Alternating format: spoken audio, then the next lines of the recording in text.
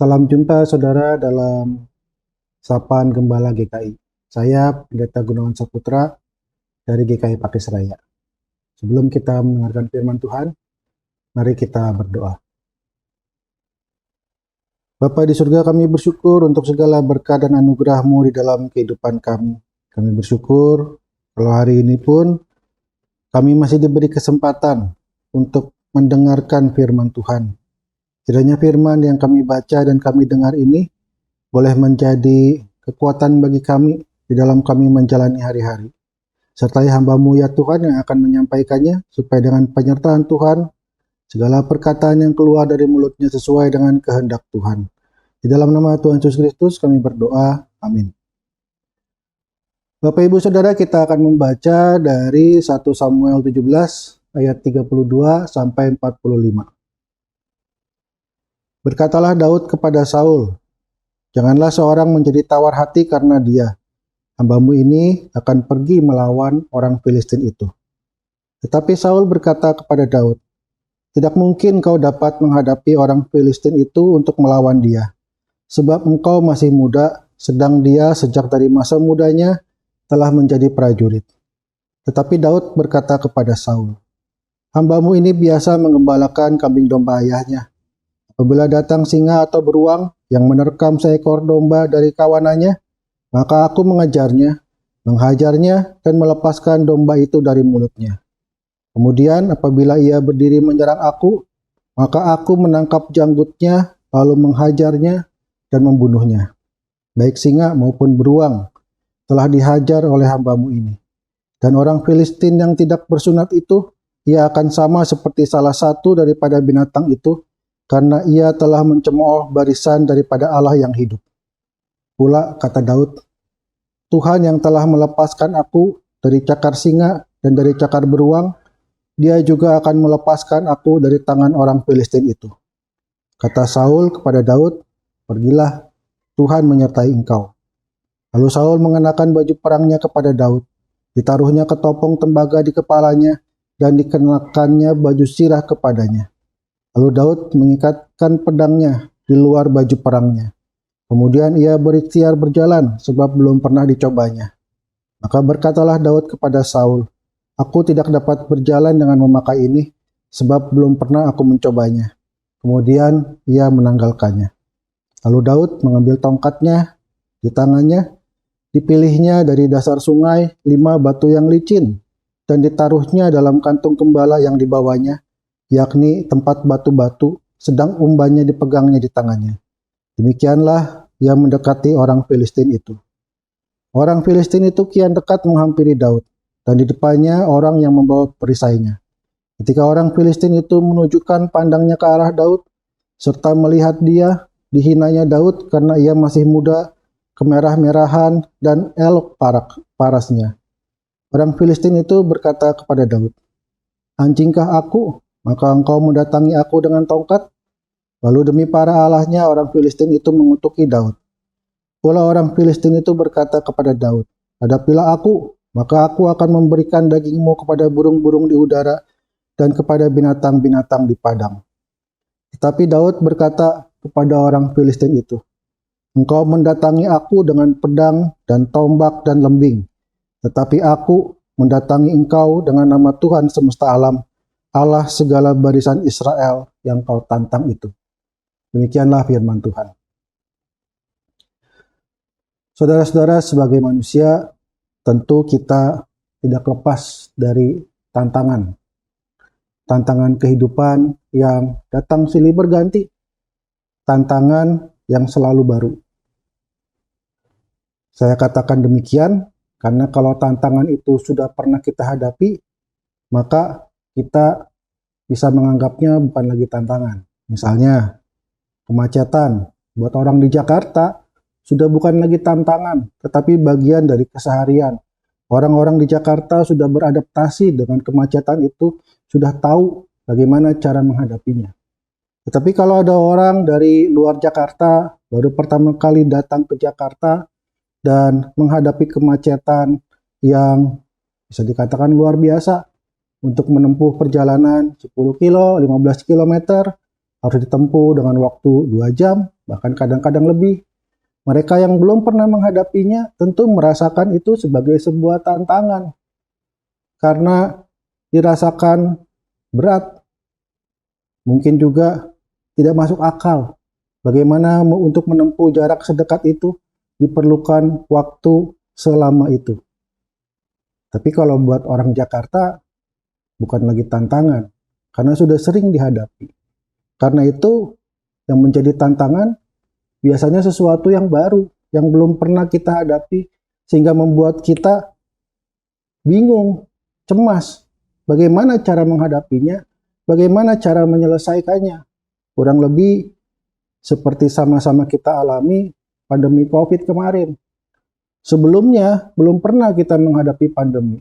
Sehingga ketika pandemi datang, kita tidak tahu bagaimana cara menghadapinya. Terjadi perdebatan-perdebatan, kita tidak tahu cara apa atau langkah apa yang paling tepat. Tetapi kemudian, puji Tuhan, kita saat ini sudah mulai melalui masa-masa pandemi COVID-19 itu. Tapi ada tantangan yang lain. Karena pandemi COVID, kemudian kehidupan perekonomian mengalami perubahan. Pada saat COVID, dari perjumpaan langsung menjadi online. Sekarang mulai kembali ke perjumpaan-perjumpaan langsung.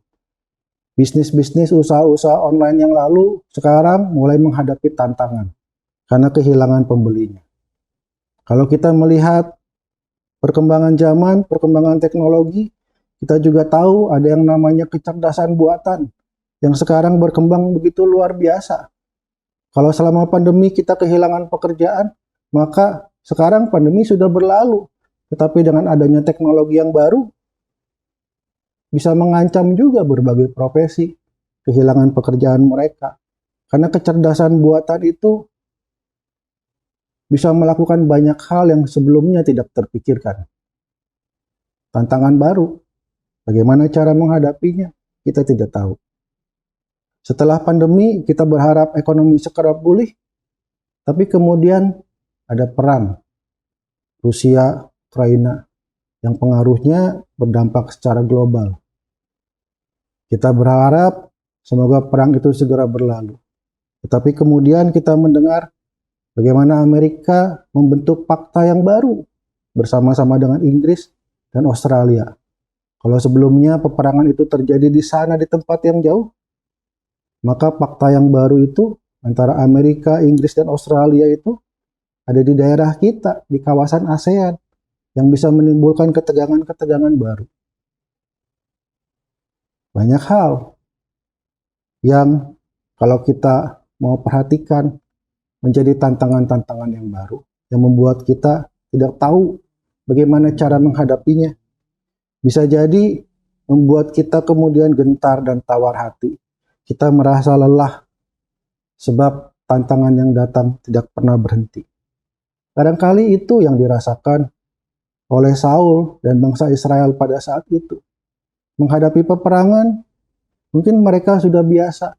Tetapi menghadapi Filistin dengan Goliat yang besar dan perkasa itu, mereka belum pernah menghadapinya. Mereka tidak tahu bagaimana cara melawan prajurit yang besar. Raksasa boleh dikatakan demikian. Sehingga ketika Goliat itu menghina Israel, bahkan menghina Allah Israel, mereka tidak bisa berkata apa-apa. Mereka menjadi tawar hati. Kemudian datanglah Daud yang mengatakan bahwa ia akan menghadapi orang Filistin itu. Saul sebetulnya meragukan Daud melihat perawakannya dan tidak punya pengalaman dalam berperang. Tetapi kemudian Daud mengatakan kalau dia sudah menghadapi singa dan beruang ketika dia menggembalakan domba. Dia sudah menghajar mereka, bahkan membunuhnya kalau singa dan beruang itu menyerangnya. Daud mengatakan bahwa Tuhan sudah melepaskan dia dari cakar beruang, dari cakar singa. Tuhan yang sudah melindungi Daud juga akan melindungi dia ketika dia menghadapi orang Filistin itu. Meskipun dia belum pernah berperang, belum pernah bertempur, tetapi Daud punya pengalaman bersama Tuhan. Tuhan yang sudah terbukti menyertai dan menolongnya, memberinya kekuatan dan keselamatan dan kemampuan untuk melewati setiap tantangan yang ada. Hal itulah yang membuat Daud memiliki keyakinan, kepercayaan bahwa dia pasti akan dapat mengalahkan orang Filistin. Karena orang Filistin itu sudah menghina Allahnya. Tuhan sudah pernah menyertainya, Tuhan juga akan menyertai Daud ketika menghadapi tantangan-tantangan yang baru. Pengalaman iman seperti yang dialami Daud, saya percaya juga sudah pernah kita alami. Kita sudah pernah merasakan pertolongan-pertolongan Tuhan ketika kita menghadapi tantangan-tantangan di dalam kehidupan kita. Mengingat pengalaman bersama Tuhan, biarlah itu memberi kita kekuatan yang baru, memberi kita semangat untuk tidak tawar hati ketika kita berjumpa dengan tantangan-tantangan yang baru. Sebab kita tahu, kita percaya bahwa Tuhan yang sudah menolong kita akan terus menolong kita, akan terus menyertai kita, sehingga kita dimampukan untuk menghadapi setiap tantangan-tantangan kehidupan. Kiranya Tuhan menolong kita. Mari kita berdoa. Puji syukur Tuhan untuk firman yang kami dengar hari ini. Kami boleh belajar dari Daud yang mengingat penyertaan dan pertolongan Tuhan. Sehingga ketika dia menghadapi tantangan yang baru, Daud memiliki kepercayaan diri karena imannya, memiliki keyakinan bahwa Tuhan pun akan menyertainya. Kami percaya Tuhan juga akan menyertai kami, sehingga kami dimampukan untuk menghadapi setiap tantangan-tantangan kehidupan. Sebentar kami akan mengakhiri perenungan kami.